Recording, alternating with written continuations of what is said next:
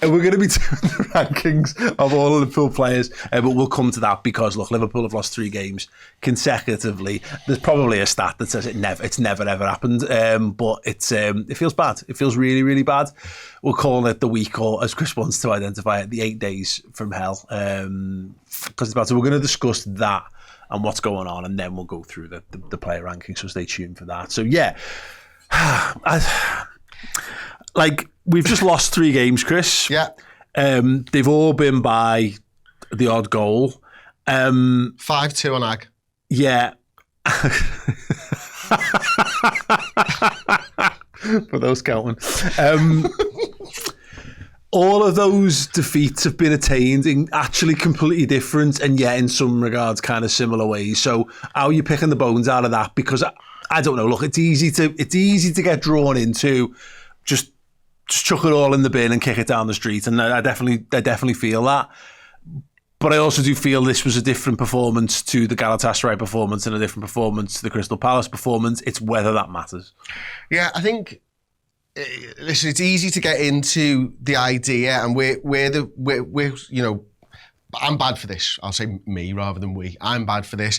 Very easy to react to one thing at a time, because we all do it because that's the thing.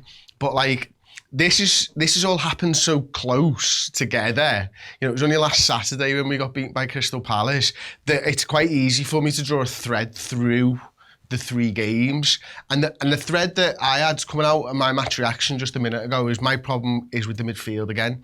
And now I think back to that midfield against Crystal Palace, and it's like that 4-2-2-2 thing. And then, you know, so Wirtz is in there, Szoboszlai's in there, Jones I think is in there, Gravenberch's in there. Then we go, in fact I'm going to check that.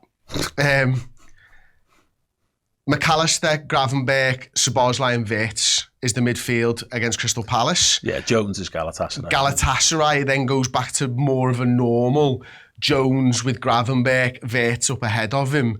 And then today, it's obviously McAllister, Gravenberch, Szoboszlai. 3 games, 8 days, 3 completely different midfields.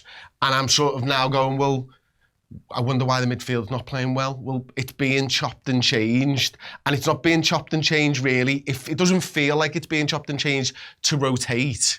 And it feels like it's being chopped and changed to find something that works. And that's the worst type of chopping and changing, isn't it? See, and at the risk of this being loads of pure hot takes that are just pure opinion and whatever, and because the fundamental difference between the start of last season and this, it's kind of what you're saying, is we're rotating. He didn't do that last season. He basically had his lads, and actually we saw that for a lot of the season. Rotation was almost by necessity in some regards, and we were sat around going, my God, why doesn't he play Endo more, and doesn't he play Chiesa more, and doesn't he play Elliott more? And because, you know, we think these lads are good and they deserve a go. And he was like, well, no, I'm just going to run those good lads as long as hard as I can, and I'm going to get as many points in. This time around, he's not doing that. And because this time around, he's got to get loads of lads up to speed. And some of that is the knock-on effect in Isak's case of buying them ready very late in the window and not giving them a pre-season. Some of that is injuries to players during pre-season at the start of the season, which has meant things. So as an example, Szoboszlai ends up at right back because both our right backs are injured, that kind of thing. So it's whether now it looks like he really likes Szoboszlai at right back, which has caused a headache in of itself. Yeah, well, the problem he's got is that I don't think he knows quite what his best team is, and that's a little bit of an issue. And also, I think he's trying this like, well, let's give more lads a go and let's have a bit more of a squad system, which is fine. But that if you're trying to teach things to people, it's going to take longer to do that. So there's going to be a longer tail before you can get more. You're trying to get more lads up to a level, which is naturally going to take longer. So yeah, whether we're both saying the same thing, it's disjointed, but it's either is he trying to figure out how to play, or is it a combination of all those other little factors of the gel thing? And you know, I really don't know, but it's not very nice to watch. No, it's not. It's really pedestrian, isn't it? Liverpool play with at the moment, and even when, you know, those almost those parts of the play where we're on a quick transition and it all used to work so swimmingly well. And I'm probably remembering that slightly different as well. But we're nowhere near that either. You know, even those 1 in 3 things at the moment, they're all a bit like, it's so new and it's so fast when you're transitioning that they don't understand what each other's going to do, which run's going to be made. And it looks like the person with the ball's making the wrong decision all the time. And it might well be, but it also might be he's just stalling because he hasn't got a clue where any of them going. Whereas he knew what Diaz was going to do, etc., etc. He knew what, I don't know, Harvey Elliott would do, etc., etc. So yeah, I think we're struggling. And I also think that one of the reasons that Slot wants to change more and rotate more this season is because I think he went into this season thinking it's about making sure we're fresh at the end, because I'm not just assaulting the Premier League this season, I'm assaulting the Champions League. And I think that's why we're also seeing more rotation. But it might have just backfired because, like I said upstairs, you know, my match reaction video, I think the job of integrating these players is actually bigger than what I thought 3 weeks ago. Yeah.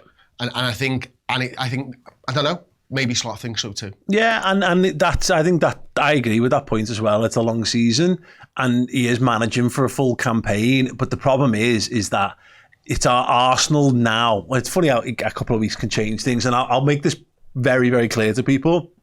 Another few weeks could change this right back the other way. All it takes is Arsenal to just have a mad game where, you know, a mad corner goes in against them and they've not won and it switches around. But right now, what you've got with Arsenal is who are a very, very solid, hard to beat team, and then they've got that little bit of sprinkling, and of course they've got their set pieces absolutely nailed as well. They look like a complete outfit who are trading small margins now, and Liverpool look like they've taken a huge sort of step back. Now the step forward might be I think in terms of who they've got. Yeah, exactly. I think in terms of what they've got and what they've bought, I think they've still got much better attackers than Arsenal.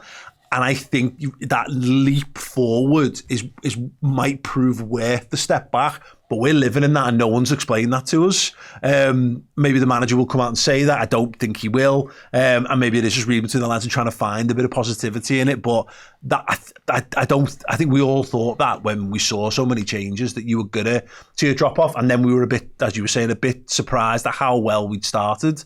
But well, I said at my match reaction, it feels like we're kind of, if you'd said at the start of the season from the first, what are we, 7 games in, 8 games, whatever, if we got this amount of points, we probably have accepted that. But the fact that it's come win, exactly. The wrong way around, completely the wrong way around. It's like when you get a draw against a side you shouldn't get a draw against, but you're the one who scores the late goal that draws it rather than being ahead. It's exactly the same, isn't it? It always feels much, much worse when you feel like you're dropping something rather than gaining something. And today, to be fair, we did drop a point at least. I just want to, while we're talking about it, I want to give you, I want to pick a player out. I want to pick a couple of players out. We'll kind of jump ahead in it. Just to kind of wrap up this conversation when we go properly into the rankings. I just want to talk about Salah and Cody Gakpo, if you don't mind, Chris. This week or this game? This particular game. We'll do the rankings. So if you can reach their cards without crippling yourself, that would be great. I'm all right. Mohamed Salah with a whopping 90% of the votes from 1,100, nearly 1,200 votes cast was in the you're messing category. And Cody Gakpo is also in the you're messing category, but with only 46% of the split. He was 34.9% had him in decent and 16% had him in sound. So the net result of this is it got Mo Salah and Cody Gakpo, based on the Twitter poll, in the you're messing category. Discuss. Okay, so we'll put Mo Salah in the you're messing category and we'll put Cody Gakpo in the you're messing category as well. I think one was you're messing more than the other, if I'm being honest. And I think the goal scorer is in here. Yeah. And the lad who couldn't hit a barn door all night is also in the you're messing category. I feel like we might have, again, underestimated how many categories we'd need this season at this end of the field. But right now, I feel like are you messing, to be honest, putting him right down there. I think at worst, he's a decent game at worst. Mm-hmm. I am not going to argue with any of the 91% about Mo Salah being in your messing though, Paul. Can I ask a question of you? And there's no true answer to this, and maybe people at home can answer this as well. If, and I know it's a big if Chelsea don't score the winning goal, stick with me, please. Would Cody Gakpo be in your messing? If we draw this game and his goal is the equalising goal and we get out of Stamford Bridge with a point... No, he wouldn't be. I think he'd be in sound, if I'm honest. Yeah, I think you're probably right. I don't understand what us conceding a goal does to Cody Gakpo's score personally. If anything, listen, he frustrates me at times, Cody Gakpo. He does. I will not tell you otherwise. But he's bloody effective. Like, he's not the easiest on the eye. I think quite often he looks to do the same thing over and over. But it does work. Mm-hmm. And he continues to cause us problems. But he got to the byline. He went to the byline and he caused problems. Yeah, and he cuts inside and he causes problems. Yeah. He whips a good ball in. He linked up quite well today, actually, at times. He is not one of the worst players for me today. In fact, he was probably one of the better players for us today. I'd love to see some of the stats on him, actually, in terms of it. Obviously, he gets the goal, doesn't he? Mm-hmm. 3 chances created, 28 to 36 passes, 1 big chance created.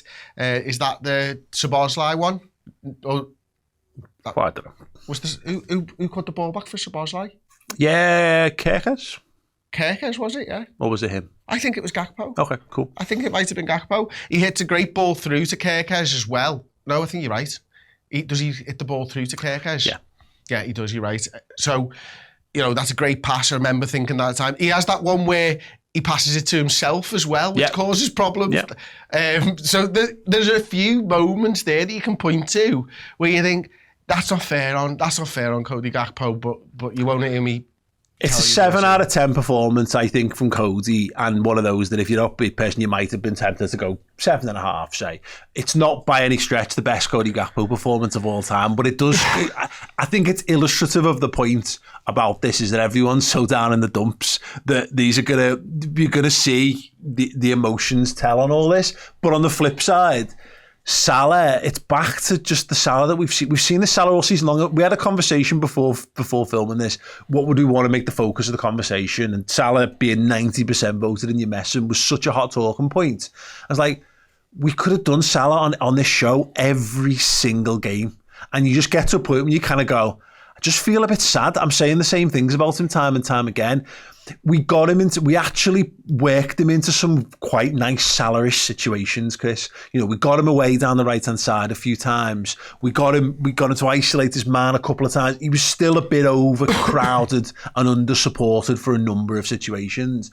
But actually, I don't know, Salah made some bad decisions in terms of what he then did with the ball. And he wasn't the only one.